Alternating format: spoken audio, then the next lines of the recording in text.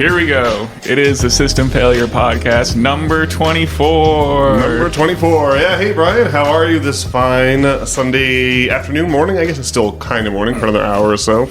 I'm super. How are you? Pretty good myself. We're hopped up on some cheap coffee from Joe's Variety downstairs. So this should be an especially entertaining edition of the old System Failure Podcast. Oh, yeah. All right. Well, I don't know. You have like a Substack essay dropping, eh?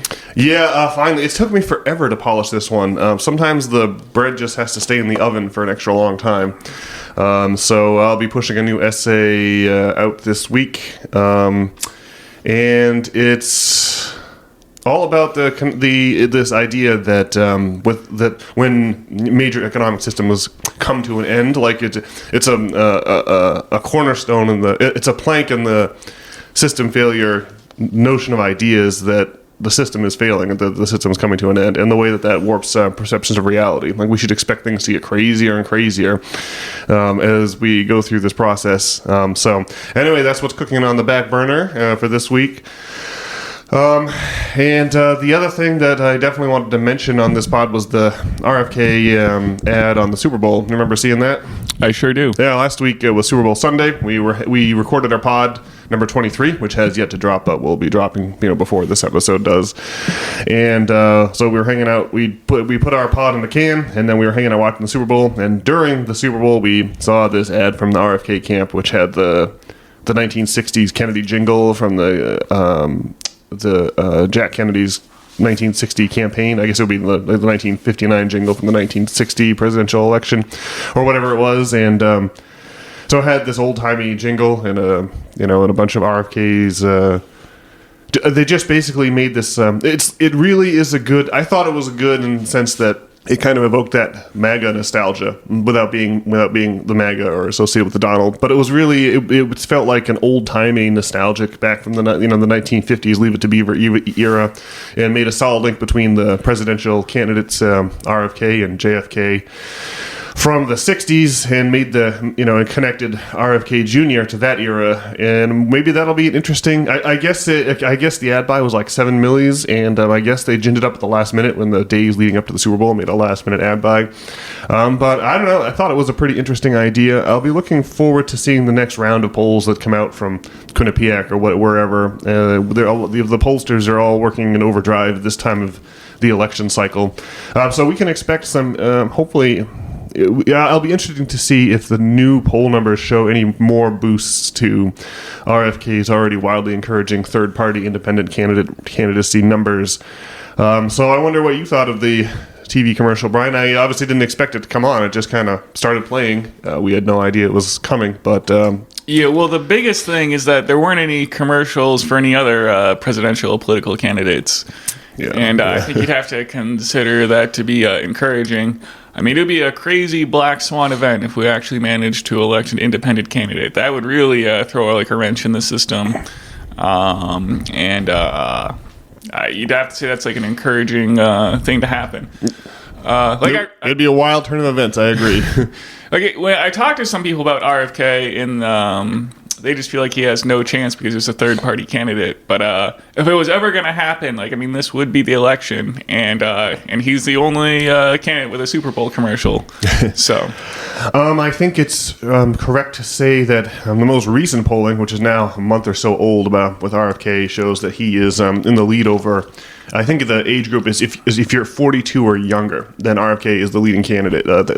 That's just a three-way race: the Donald, Biden, and RFK Jr. And he is leading. If the election was only people under 42, why then it would be then you could just say that RFK is leading the two conventional political parties in the poll.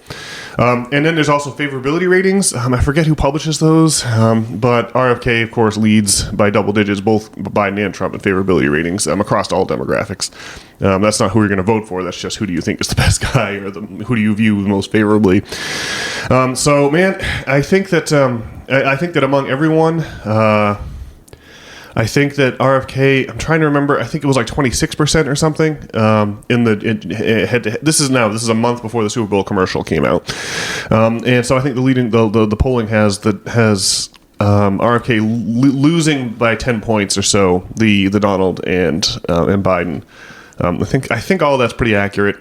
But again, I'll be curious because it's like RFK has gone. He's done the podcast circuit, and he's just been on everyone's podcast. And he from my core sample of the podcast universe, the podcastiverse, whatever it's called, it does seem like everyone is all in on RFK Jr. from Adam Carolla and Dr. Drew on the one side over to on Joe Rogan on the other side, and so I think that's why RFK is leading so prominently now, 10 months before the election or 9 months before the election. Among people under 42, but it's the older folks who maybe still watch their regular news outlets who need to hear about RFK Jr. So that's why I really was pleased to see his Super Bowl commercial, splashed up there before the world. Well, if RFK loses, we can certainly blame the boomers and continue to be upset at them.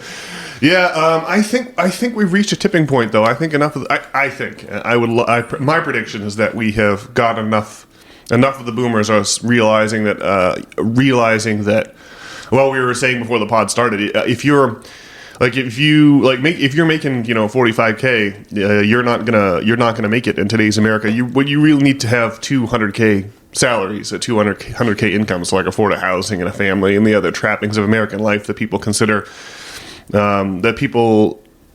to be the quintessential American life when they the quintessence of which comes from that 1950s Leave It to Beaver era that RFK's commercial kind of channeled in the Super Bowl. So yeah, I don't know. I think we've got. I think my prediction is that it could happen, or that it will happen. That in 2016, enough people were upset to cause the election to go not the way the establishment planned. In 2020, it was like a stalemate. But now I think that. We're really in for it. I think we're in for a wild year. Speaking of the 2016 and 2020 elections, did you listen to Michael Benz on the Tucker Carlson podcast? Yeah, I have no idea who this guy was before it popped up.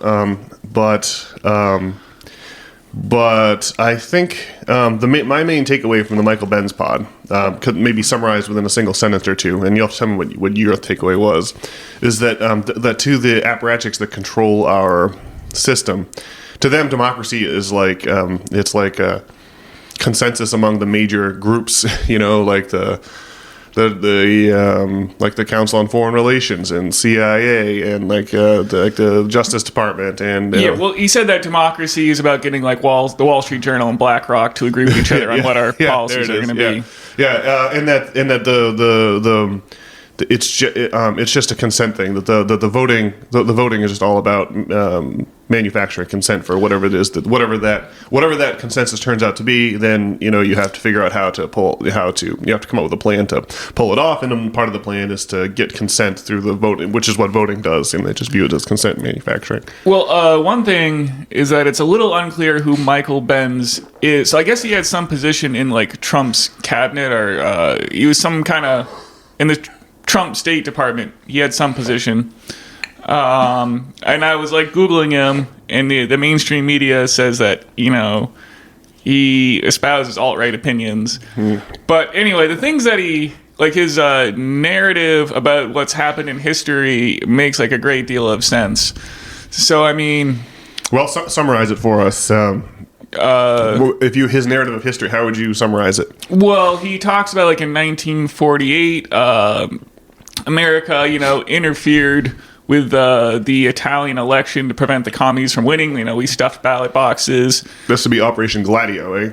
Yeah. And there was just this idea that the CIA or the United States, had to meddle in foreign elections for the good of the people and to defeat communism.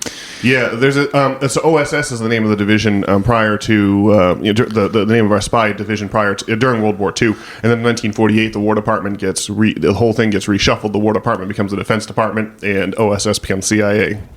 Yeah, and so. Just thanks to technology, instead of having to do these things through embassies or boots on the ground's efforts and whatnot, they could just via free speech on the internet like from 1991 to 2014, the like CIA could very effectively overthrow governments just by using social media. And so there's all these like DARPA projects, like VPNs and like the Tor network and whatnot, and like Google. All these things were used, like just by using free speech, they could overthrow government. So the pinnacle of that is like the Arab Spring, where they had, Facebook and Twitter revolutions in like, I don't know, like Tunisia and whatnot. Egypt, famously. Yeah. And so, free speech was like championed by the CIA. But then in like 2014 to 2016, like Brexit happened, and then the Donald got elected, and the people in charge like weren't prepared for how free speech was gonna, have like its own effect on politics here in America, right? And so like all these people started pointing the efforts that were used in overthrowing governments in these other countries were now like targeted like in the United States, right? Yeah. And so it culminates in like the 2020 election and COVID being like the two most like censored like events in like human history is what Michael Benz was saying. Yeah. So you can. So when things start to go wrong in Guatemala, right, and the banana pickers down there start getting funny ideas about how maybe since the bananas are grown on Guatemalan soil and the people who pick them are Guatemalan, then maybe the profits of selling those bananas ought to go to Guatemalans. And when some left-wing labor organizer starts rankling chains and making some funny noises about more equitable pay for the banana pickers, it used to be that you'd have to get James Bond to go down there, and sneak up behind the labor leader with his silenced Walther PPK and put a 9mm round in the back of the guy's head, But instead of doing that, what you can do is just if you control Facebook, you can just control what all those people in Guatemala are seeing on their Facebook feeds, and that's just a much easier way than hiring James Bond to go out and assassinate people. What's that? So the truth is that like social media is what actually controls elections. Yeah. And so that's why censorship is so important. And like Brexit's actually a huge deal because like NATO was almost like overthrown by free speech, right? Which would be like a shocking loss for like the Western, system. Yeah. So this machine was working great, like you mentioned, Arab Spring. Trying to use this on what was it? Was it Myanmar where they famously had the elections that got swung by Facebook? If you watch that crazy documentary, I forgot. I think it was Myanmar, but. Yeah, this tool was working out great until discontent at home, post 2008 discontent at home culminated in the election of the Donald and Brexit, both in 2016, which was a shocking turn of events. And so there had to be a January 7th like event that had to happen in order to justify the use of our foreign terror policy on domestic targets, people who spread who are people who spread information that's inconvenient to the agenda, the consensus we mentioned between the major bulwarks of American society. Pretty wild. I thought it was quite an interesting pod. Yeah, I mean, I think the only politically contentious ideas is really that COVID and the 2020 election were the most censored events. The idea is that they knew that Biden was going to get the overwhelming amount of mail-in votes, and so they had to censor this idea or prepare. It just would be a huge uproar if the Donald won, and then 7 days later via mail-in vote count the Biden was declared to be a victor. It kind of happened that way, right? We all went to bed on election day, right, and the Donald was ahead. And then, slowly, then by the time we all woke up the next morning, they were saying, oh, well, there's some more mail-in ballots are trickling in Georgia and Nevada. Well, yeah, and if you express the idea that, something was wrong with these mail-in ballots, it was, that, was a censored idea. That's, not, an acceptable, that's, some kind of far-right opinion. And so I guess you have to say the censorship was effective in like quarantining that idea as to being like a fringe, MAGA conspiracy idea. See, I thought as lefties, well, I'll speak for myself as a lefty, that like the idea that elections were, that there was fuckery afoot in the elections was just a boilerplate idea that we all accepted, right? Doesn't everyone think, like in 2000 in Volusia County with where Daytona Beach is, when they had all of those folks crossed off the voter rolls for suspicious reasons, and when they went through to do the recount, the Jeb Bush, the brother of the Camp George Bush, who would go on to win the election, right? Jeb Bush had his Secretary of State Kathleen Harris certify the election before the state Supreme Court could have a chance to really dig into it, right? Isn't that how it went down? There was like all kinds of like eye rolling, afoot.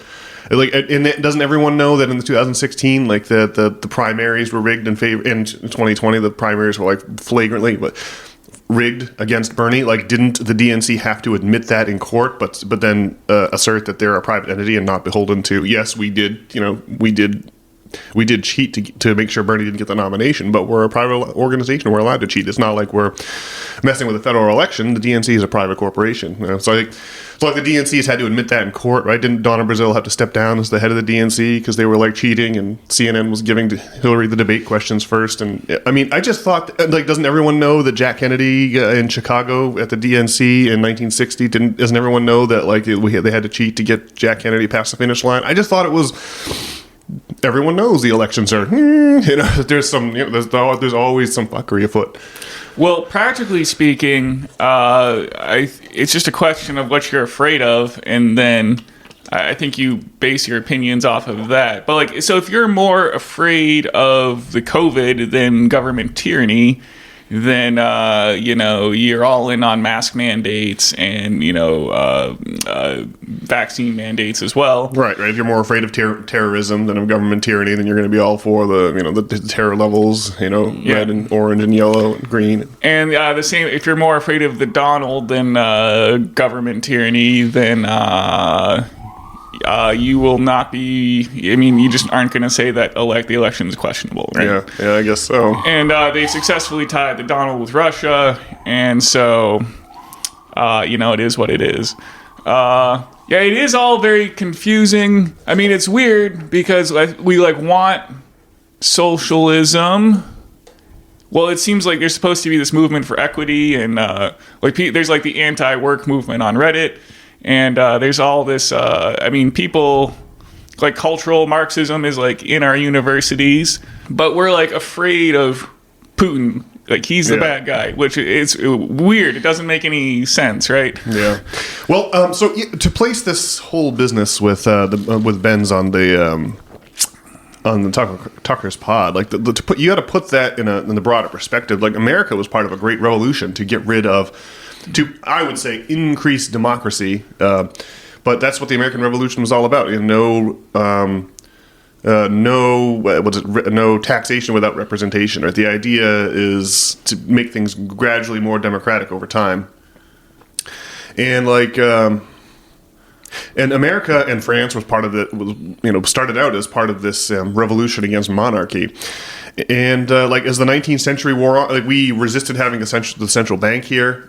We had the first bank in the United States, and that got fought off, and then the second bank in the United States, and the first bank was like Aaron Burr and Alexander Hamilton and their feud, and then the second bank was fought off by Andrew Jackson, and then we had the Civil War where Abe Lincoln put up his middle finger to the Rothschild banks, and instead of borrowing money from them, simply printed the greenbacks he needed to prosecute the Civil War. And then we had Teddy Roosevelt and his trust-busting regime. I mean, the guy was like quite the colonialist with his foreign policy, but when it came to monopolies here, domestic monopolies, he was aggressive about busting them all up.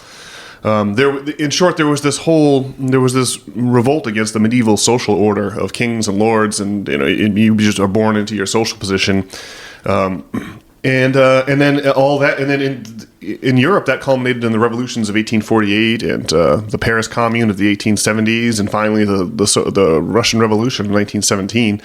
And the final part of that, the last we heard of the revolution here, was the New Deal, which FDR explicitly put into place to prevent a communist revolution, a communist takeover here, like the one that occurred in Russia in 1917.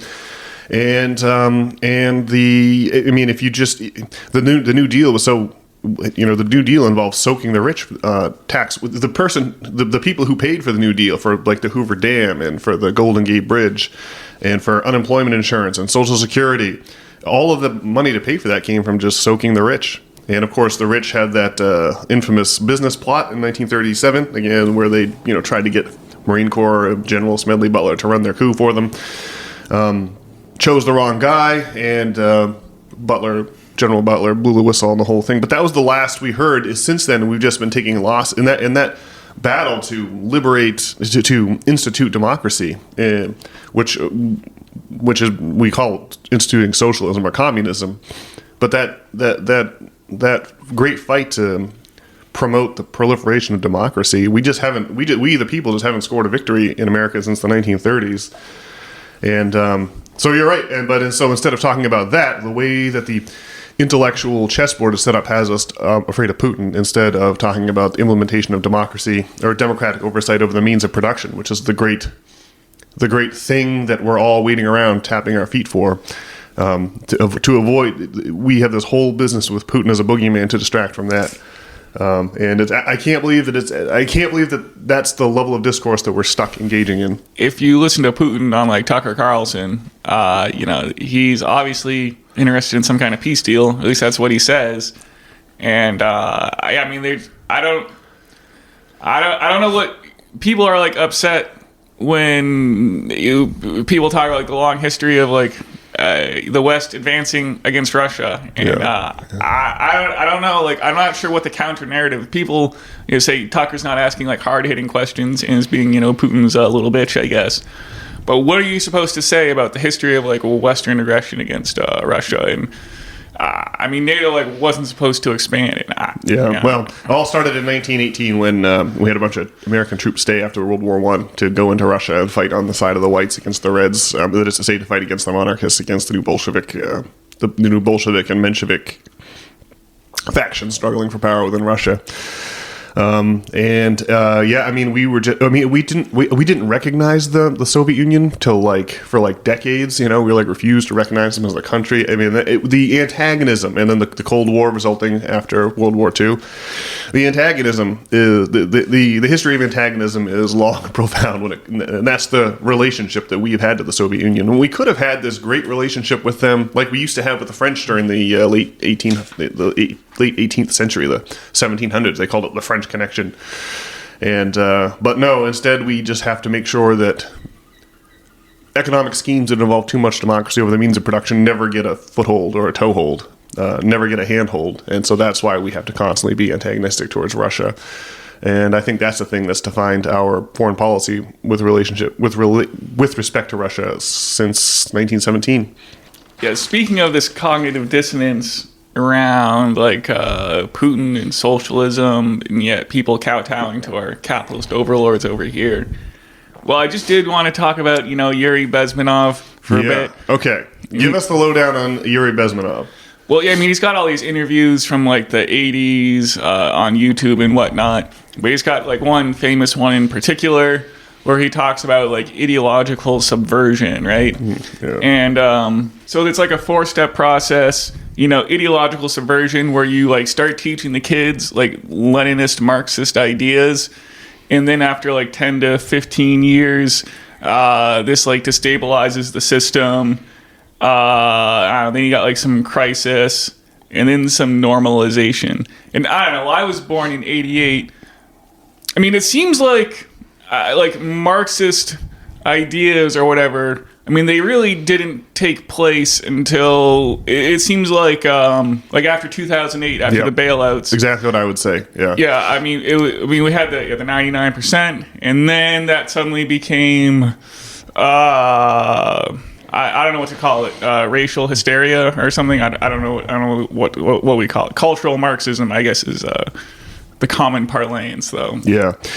So in 2008, we had that crazy financial crisis, of course. And in response to that, we had the election of the nation's first black president in the personage of Barack Obama. And we also had, at the same time, which I assume to be a coincidence, but maybe it isn't, is this whole business about equal marriage rights for gays, which I remember in 2010 we legalized in Maine same-sex marriage. And I just remember rolling by City Hall here in Portland at midnight, the first day it was legalized. So there was like a gay couple getting married the first like second they possibly could. So it's midnight, but there's a big marriage thing going on the steps of City Hall.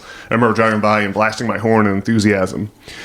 But it seems like what was really called for was like a Bernie Sanders style New Deal sort of FDR kind of response to the excesses of capitalism.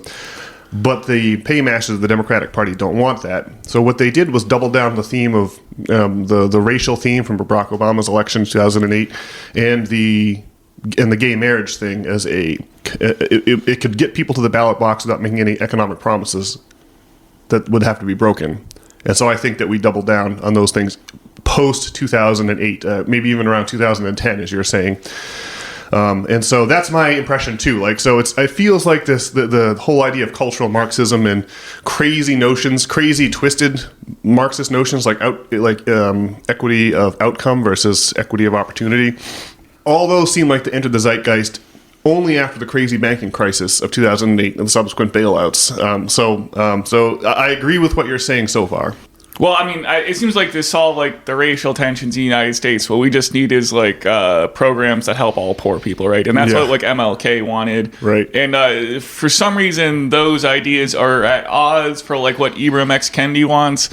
Oh, I'm like unclear exactly what Ibram X. Kendi wants, but well, Coleman Hughes was on Sam Harris's podcast, and like Coleman Hughes famously gave a TED talk about how we should aspire to be a colorblind society, and basically echoing, MLK's ideas. And for that, he was like banned from TED Talks. Those ideas were way too racist, apparently.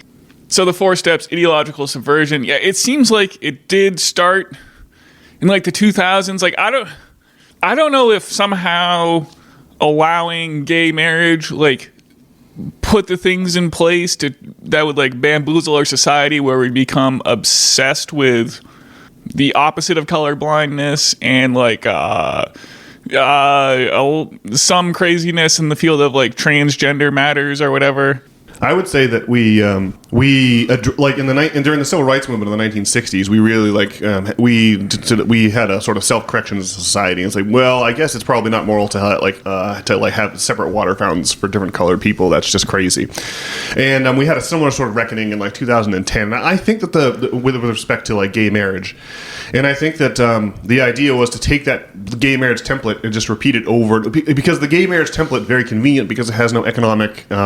It's not going to be like, okay, well, what we have to do is strike down the banks or regulate the banks or put laws in place that when we bail out the banks that they become, public property instead of letting people continue to own the banks even though they require, hundreds of billions of dollars to bail them out. Those kinds of ideas is the opposite of what the wealthy donors to the Democratic Party want. But arguing about gay marriage, they love it, and we just continue doing that. Okay, so what's the next step after gay marriage? Well, it's gonna now it's transgendered people. Well, we just went to a smaller aggrieved party, and they just want to keep playing that trick over and over again. But that's just a cul-de-sac. We're going to go round and round in identifying smaller and smaller, ever smaller aggrieved parties. Now we got we need like respect for animal kin or whatever. It's like they keep tacking letters onto LGBTQ to just try to milk, just wring that bar rag out for every drop they possibly can. Yeah, well, I think that adding letters to the LGBTQ business is only a problem insofar as it's a distraction from 99% politics, basically, right? Yeah, we need to start big and work small. If we're going to have a polity where we identify problems and address them, then you really have to start with the biggest problems that you have and work your way down. But the biggest problems are inconvenient to those who currently control our apparatus of state, the masters of empire, because the changes that are desperately needed involve curtailing their wealth and reintroducing some of that wealth that's sequestered outside of the cyclical economy back into the aforementioned cyclical economy. And in order to avoid having that happen, we get a lot of ballyhooing about ever smaller aggrieved minorities who need to be respected and have equal rights and get the treatment that we gave to same-sex couples in the early 2010s.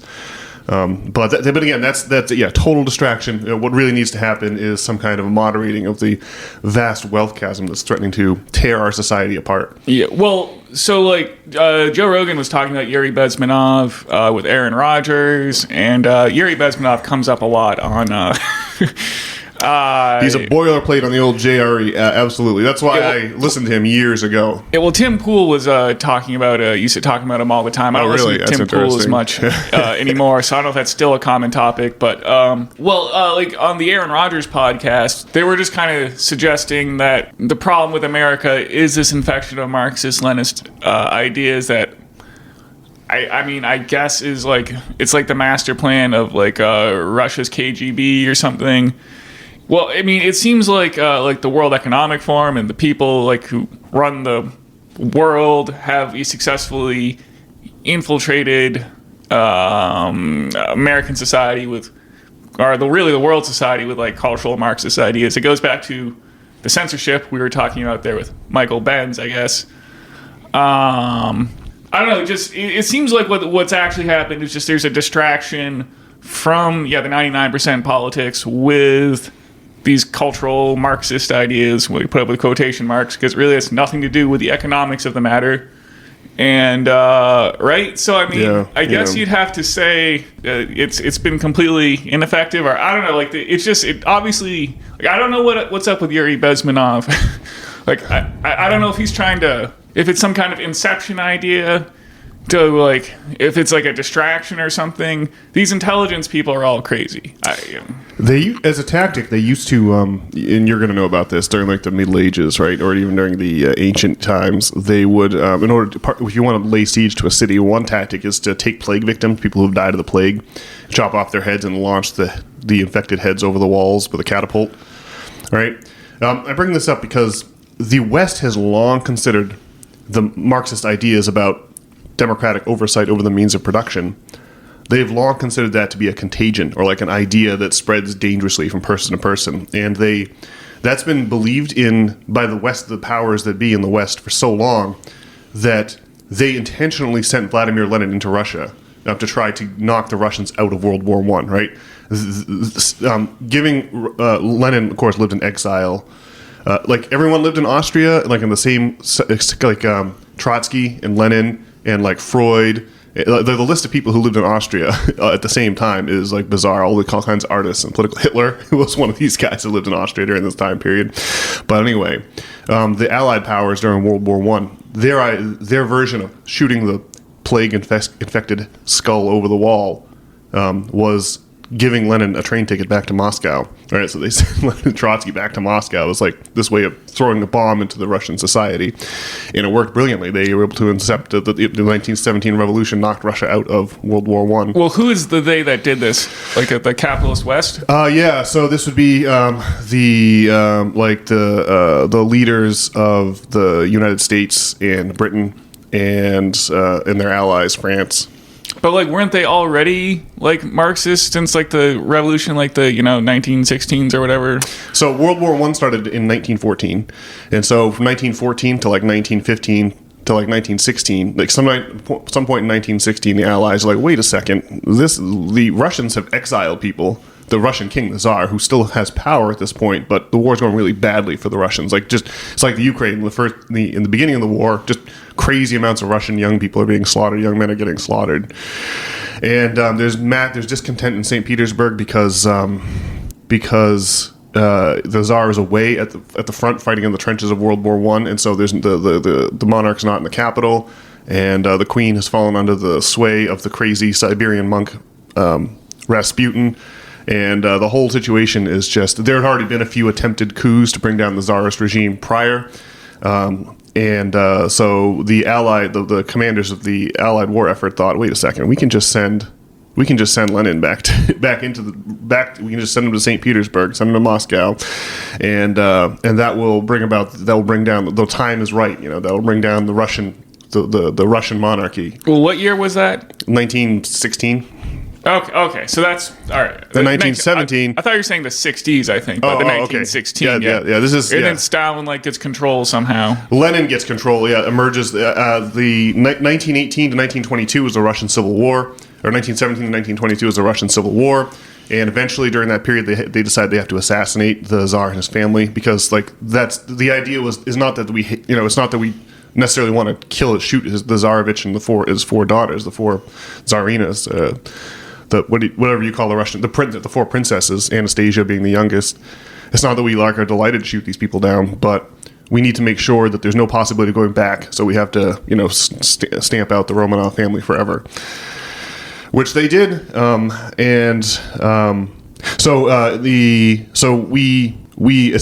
point is here that we thought of Marxist ideas as such a disease, such a thing that has the dangerous capability to jump from person to person and spread like an infection. So we just sent Vladimir Lenin back to Russia, where he soaked the 1917 revolution, and of course part of the deal was that they got rid of the old Tsarist government. And then they revealed these papers where the Tsarist government and the other Allied powers from World War I, right? Because it was the Germans who sent. I got mixed up here. The Germans trying to knock Russia out of the war, the ones who because Lenin's living in Vienna, right? So the Germans sent him into Russia. It's not the Allied powers. But anyway, it worked brilliantly, and the Central Powers there, Austria and Germany, they also are allied with the Turks. They got Russia out of the war by sending Lenin back in there. So it's always been the capitalist mindset that, like, we have to make sure that we treat this idea as like an infection. And I think that the thing that actually does jump from mind to mind like an infection is the idea of democratic oversight of the means of production. Like that would have such obvious benefits for society. Like, for example, you would see the end of offshoring. Like, if a factory was owned by its workers, they would never vote to move their own jobs to Gwangju, that would never in a million years happen. That only happens when one party is making all the decisions, and that party is only interested in profit. So anyway, that I think is there's no. I mean, I definitely believe that the Soviets were like we had McCarthyism here, where you have to round up everyone who might have considered this idea of democratic oversight over the means of production. We got to round them up, make sure they can't get a job and that they're blacklisted, or that even worse, arrested, and interrogated by J. Edgar Hoover's FBI. So I gotta think that the Russians from their side of the chessboard are like, well, this idea of democratic oversight over the means of production, right? This is going to have that idea I would think from their side they would think, well, this isn't a self-evidently great idea that would alleviate so many of the problems that are plaguing Western democracy even now. And so I got to think that they must have had some plan, like Bezmenov describes, of like getting these ideas around the McCarthyist firewall to get people to actually convince them. And it's an interesting question. I remember canvassing for the DSA in 2012 or something, going knocking on doors, and you'd knock on the doors of old people. I remember one old woman in particular. I'm like, hi, my name's Nathan. I'm here from the Democratic Socialists of America. Yeah, I have some information for you if you're interested. She's like, you are the socialists? I'm like, yep. She's like, well, I'm the other guys. And she like slammed the door in my face. She just had taught to be hostile towards socialists, and probably has no real concept of what that means. You see people with the signs that say things like, keep your government hands off my Social Security. Remember the Tea Party movement? You would see hilarious signs like that. People just with no concept of what these terms mean. And I remember myself being very confused when I saw Michael Moore's 2009 film Capitalism, A Love Story. I had to go home and really look up the definitions of capitalism, socialism, and communism, because during the movie I was realizing I didn't have a great grasp on what the differences were. So I don't know, there's some elements of truth in what Bezmenov has to say, but I don't think what he's saying is relevant to the diversity, equity, and inclusion coup that we're seeing consume all of our modern apparatus or modern institutions. So I don't know. Well, so yeah, no doubt the canard of cultural Marxism is a way to distract us from the change in democracy that Michael Benz was going on, where it's democracies between BlackRock and the Wall Street Journal now. Well, do you think? I mean, our American society's taking a turn for dystopian. And, Tucker, who, well, he was over, did you see the clips where he was going to, the Russian, supermarket and the Russian subway and stuff? And, you do kind of have to take Tucker with a grain of salt. He was saying that he thought that they were getting, $400 worth of groceries, proved to be $100 American. I mean, I don't know, like with American buying power and whatnot. I mean, the U.S. dollar takes you further in other countries. Right. So I've done. You notice that when you travel, like, so the people who are getting the people's paychecks, maybe that their groceries came up to like $100 American, but their paychecks are going to be like. Are going to be, if you translated their paychecks into U.S. dollars, they would seem like small paychecks. So that's why, I agree with you. You have to take Tucker with a grain of salt. He's not always going to. He's got conclusions, and he's not always going to be critical of things that might put those foregone conclusions into question. Well, what I want to say is, well, obviously we're taking a turn for the dystopian here, like in the West right now. I mean, do you not? I mean, obviously things took a turn for the dystopian, like under like Stalin, like these crazy famines and whatnot. And I mean, I guess we'd probably agree. You wouldn't argue that, would you? So there was definitely a famine in the 1930s, and there was definitely a mismanagement of the collectivization of agriculture, and there was definitely an element of revenge against the rich people who oppressed the peasants, the lords, the rich who oppressed the peasants for so long in Russia. All of that's true. Well, and there is the bit where America was trying to subvert like communism the entire time too. Yeah. But I remember I had this. I had a friend named Mariana who back in Florida, and she was Russian, and she would talk about her grandfather always saying that he considered to be the Stalin times to be the best times. That's what he would always say. Because the achievements of the Soviet government are never talked about, right? We only look at the bad, we never look at the good. But they like ended homelessness and they ended unemployment like overnight, and during the 1950s, I think the people in the Soviet countries were enjoying a really high standard of living, higher maybe even than the U.S. I saw some comparisons in terms of the nutrition people got in the Soviet Union versus the U.S., and for a while they were doing better than we were. They industrialized their country in a single generation. They led us in the space race. We got the first man on the moon, but every other achievement is all Soviet cosmonauts achieved them all. First person to orbit the Earth, first person in space, like the list is out. I think we might have first spacewalk too with the Gemini program, but first satellite on the moon. But go ahead. Well, see, what we need to do is take like a system failure trip to Russia and assess matters for ourselves. I agree. Like, it's funny, one of my coworkers, this guy Dave, I mean, he heard about our podcast and he was mad that you're a socialist and whatnot. But then, he saw these videos from Tucker, and now he's all in on Russia. And I mean, anyone can see the decline here in America. And so we need to go over there and somehow assess matters for ourselves. But it's just it's crazy. I guess in the way that like cultural Marxism is a tool, like being the canard that it is, gives cover for the dystopian things that the people in charge want to do. I mean, is it possible then, I guess, that they managed to use like the economic ideas of Marx as also a canard in the past to do dystopian things? Or is it just because they were under assault from the West, which caused these problems? Does that make sense? I think so. You're saying that Marxist ideas caused Russian government to do dystopian things? Well, they were used as a canard to do dystopian things. Yeah, definitely. Okay, that's exactly what happened, right? When we say things like, well, I mean, it'd be, we think that despite what happened in Russia, we think that democratizing the means of production is still a good idea. Then that leads to the question, well, what went wrong in Russia? And so what they did was they didn't institute democracy at all, right? You have these massive systems, factories in some of the cities and huge, farms, and what they did was you have this huge top-down organization where you have one person at the top, and you have like a factory, for example, or let's say a factory outside Moscow, right? You have all of these workers underneath you. You have one guy, one CEO at the top. He gives the orders, and then everyone follows it. We're used to that. We have those kind of organizations everywhere in America today. And what the Russians did is instead of creating worker co-ops, instead of creating bottom-up control, they took these systems with top-down control, got rid of the CEO, and installed a government commissar at the top, leaving the entire top-down structure completely intact, right? It was just kind of a grab for power. Yeah, they didn't transform the decision-making. They didn't fundamentally disturb the valence of decision-making from top-down to bottom-up. They just swapped out who was at the top and tried to move in. And that had the power of having a command economy like that had showed obvious benefits to people living in those Soviets in the middle part of the 20th century, but they didn't fundamentally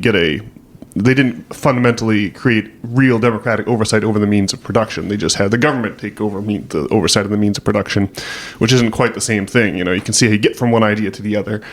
But that, I think, was their issue. Yeah. So definitely, 100% what you're saying. All right. Yeah, it's definitely what happened. Well, I guess when it comes to Yuri Bezmenov, I think, it's like a famous intelligence tactic to mix, truth with disinformation.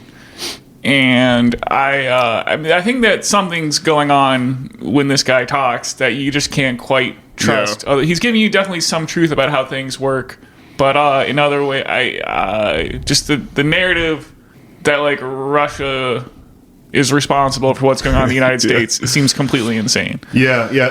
What's happening here is not that the ghost of the Soviet Union survived the fall of the Soviet Union and is now back to stab us in our sleep with this cultural Marxism, right? That's not what's happening at all.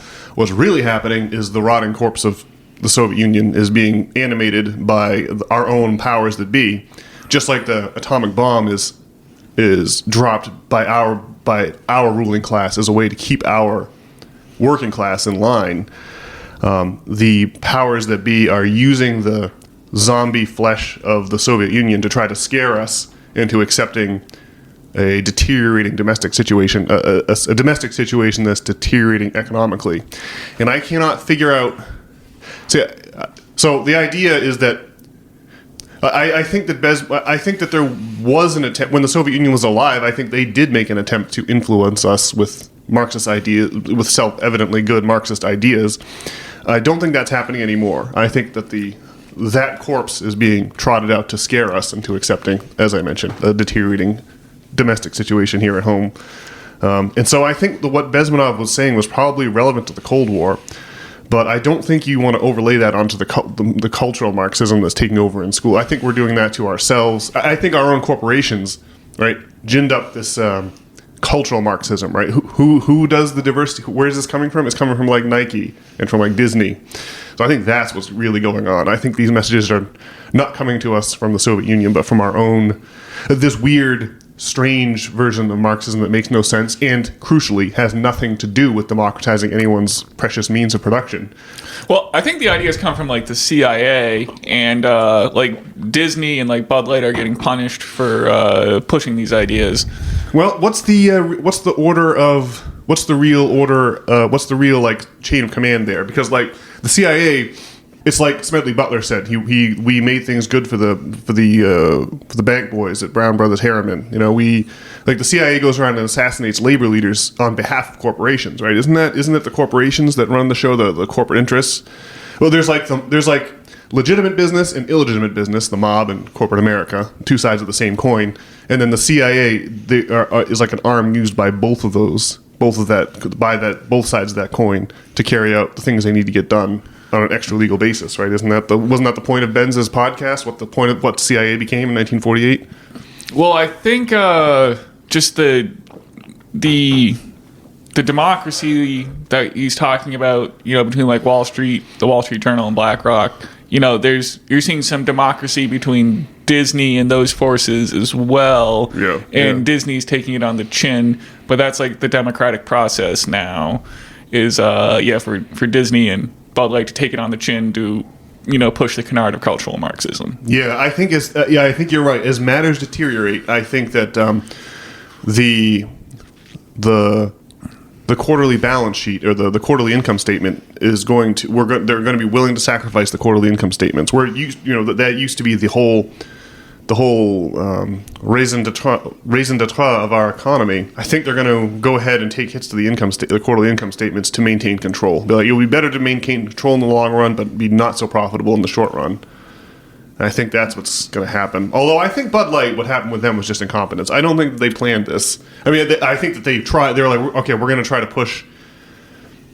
I think that they would. I think that there are powers at Bud Light that the people that own Bud Light, the the European corporation. I think they would like a diversity, equity, and inclusion message pushed. But I think they were incompetent in the way they did it. Well, to go to what Bezmenov was saying, I mean, that female CEO of Bud Light or whatever, like, learned these ideas in college, and she was educated that these would be a good idea to push, and it blew up in her face.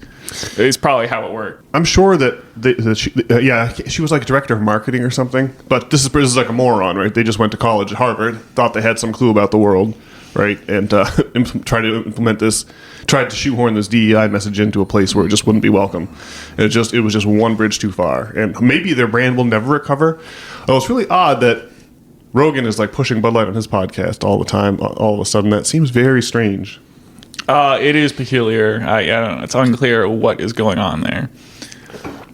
All right. Well, yeah, I guess the good news is, well, there still are like powerful forces pushing back. Well, like that, Tucker's interview with Putin had like 177 million views, and I don't think the Super Bowl only gets like 115 million or something. That's incredible.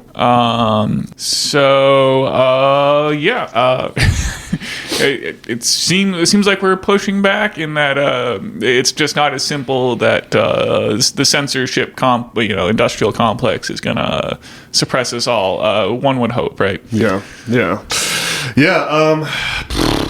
To push back. Yeah, that's really it's very interesting. I think that the like Spotify being willing to put Rogan on, and the rise of Rumble, and the characters like Dr. Drew and Brett Weinstein, Billy willing to openly go on, heat up the mics and openly oppose what's going on. It does seem like we have a lot more resistance in place than we did during the darkest days of the pandemic in 2020, that last election year. I mean, to some extent, it is the power of capitalism, and that's like what specifically went wrong for the people in charge. Is that like the New York Times, it became way less credible than like Joe Rogan, right? Yeah. And that's what they didn't foresee, and that is kind of, well, it's like thanks to capitalism, sort of, right? Don't you think? I mean, it's like the money making power of Joe Rogan has pulled us through to some extent. Well, yeah, it's like the fact that New York Times and Washington Post and the Wall Street Journal, the fact that they didn't tell the truth means their market share has been all but destroyed. So it's capitalistic in that sense. Is that what you're saying? Yeah. I mean, that's not to say that we shouldn't also democratize, the means of production. Well, so that's just it, though. Like if it's the corporate structure that created the command decisions at like Wall Street Journal not to cover the news in a certain way, so that people will be delayed from coming to the obvious conclusion that democracy over the means of production it'll introduce a whole list of new problems, sure, but it will solve some of the most pernicious problems that plague our society today. And it's the ownership structure where people have a vested interest in Wall Street Journal that never show up on the news floor, right? They don't ever report the news. They just own shares in that company, Rupert Murdoch or whatever that owns Wall Street Journal. It's that structure that makes them make decisions that to neuter their own news to the point where they lose market share. So there's a weird inevitability to it. But yeah, ultimately I would say it's capitalism in the sense that the corporate structure at Wall Street Journal and Washington Post and New York Times is their undoing, and it's capitalism in the sense that it's their undoing because they are forced to compete in a marketplace with folks who make podcasts and like Brett Weinstein and now Tucker Carlson that are not structured in a way where there's a boss that's going to have them neuter the news. So I guess I agree on multiple levels. Yeah, well, ultimately there's like a needle that you must thread. I mean, I guess I'm not. I mean, I don't know if like every corporation should be run as a democracy, but maybe some of them. I mean, it's obvious. It seems like the Wall Street Journal is getting punished, and so are Bud Light and Disney because they are like not threading the needle. And I guess there's just some self-correcting forces at work, right? Yeah. I think. Well, you could let the market be a self-correcting force. Let democratic corporations compete at the grocery store. You can buy your banana from the Democratic corporation, probably going to cost more. or you can buy it from the capitalist organization that's for profit.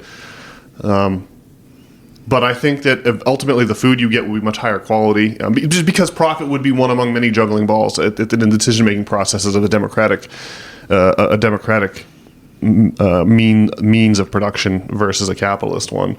But the profit motive has leached all of the nutrients out of our food. Right, they're giving you as little food as they can possibly get away with in exchange for your dollar, and that system has led us to a place where our food's all poisoned, and we Americans are suffering through a public health crisis that's unlike anything in history. Just another one of the things that democratic decision making would solve versus for-profit decision making. But what was the question now? I forgot what point we were making. I guess the point is that if you don't thread the needle, you're going to get punished. And I guess that's it. Like, I'm just not clear that every corporation has to be democratized, but in any case, it seems like obviously some of them are getting punished for the stupid things that they've been doing, and maybe Bud Light should have democratized their corporation. Yeah. Well, look, let's at least have the conversation about maybe some of these, running healthcare it's just not something running healthcare is just not something that can possibly work in a market. You especially if you're injured, like you're in a car accident, you can't shop from one hospital to the next, right? The market dynamic, you can't compare prices, right? The market dynamics make no sense in healthcare. But anyway, we should just have the conversation. I think that's the way forward, is just being allowed to think and ponder and ask what if in this space of impossible democracy over the workplace. And that's the thing that it's the discussion of that's why we have other things to be distracted by, like the transgender issue, when we should be talking about that. All right. Well, let our voices not be censored. Yeah. Well, we are, as I always say, in for an interesting year. We shall not want for entertainment in 2024. So I'm very curious to see where how all the chips shake out in this most pivotal year of 2024. All right, well, with that, I suppose we can go ahead and put the bow on another edition of System Failure. I usually, at this juncture, encourage people to send us an email at not@substack.com. And if you send us an email, we shall certainly read it on the air. It'll be curious to hear what folks out there think of our opinions imperiously provided on this podcast. And if you want to read some essays, check out not.substack.com. There you can find all manner of essays about this and similar topics. All right, we'll see you. All right, take care, everyone. Bye-bye.